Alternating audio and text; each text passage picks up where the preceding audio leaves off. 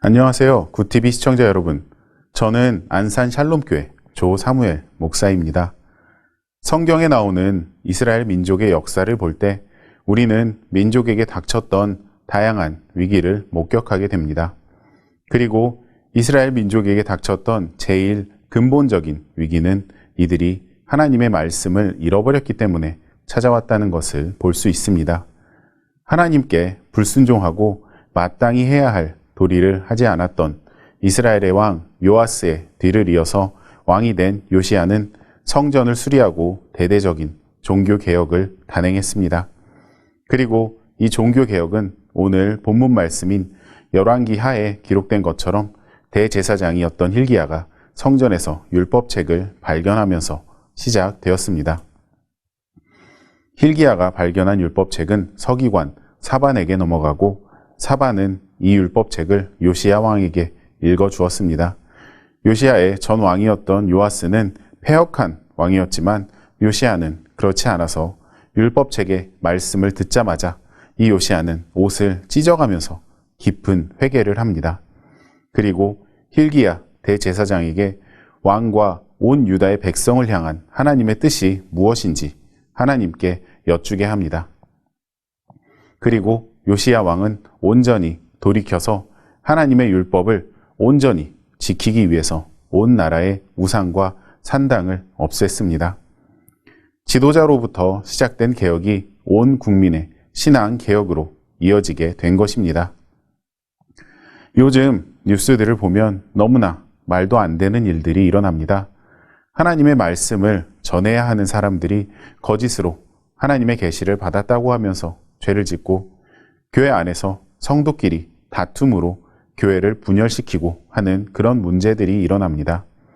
세상에 만연한 문제들이 교회 안에서도 똑같이 일어나고 어쩔 때는 세상보다 더 심하게 일어나기도 합니다.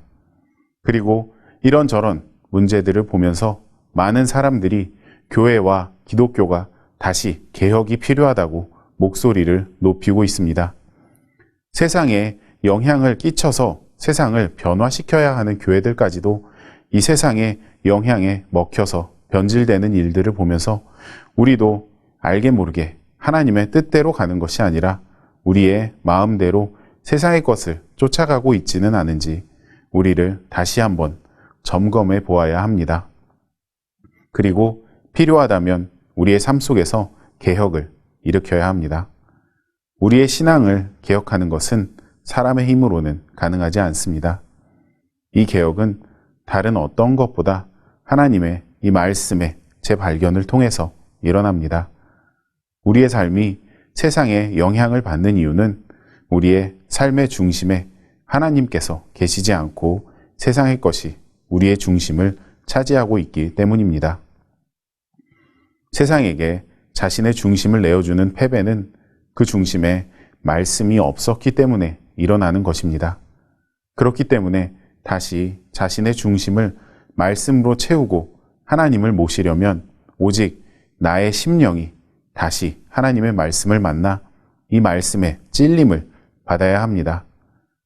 내가 교회에 오기가 귀찮아지고 기도하기 피곤하고 말씀이 읽혀지지 않는다면 벌써 조금씩 마음의 중심이 하나님에서 세상으로 옮겨가고 있는 증상을 보이는 것입니다. 그럴 때일수록 우리의 육신에 채찍질을 해서 더욱더 하나님을 가까이 함으로 마음의 찔림을 받고 그 말씀으로 개혁을 시작해야 합니다. 말씀을 통한 개혁은 우리의 인생만을 새롭게 하는 것이 아니라 우리와 연결되어 있는 가족, 직장, 우리 나라까지 새롭게 재건할 수 있는 힘이 있습니다.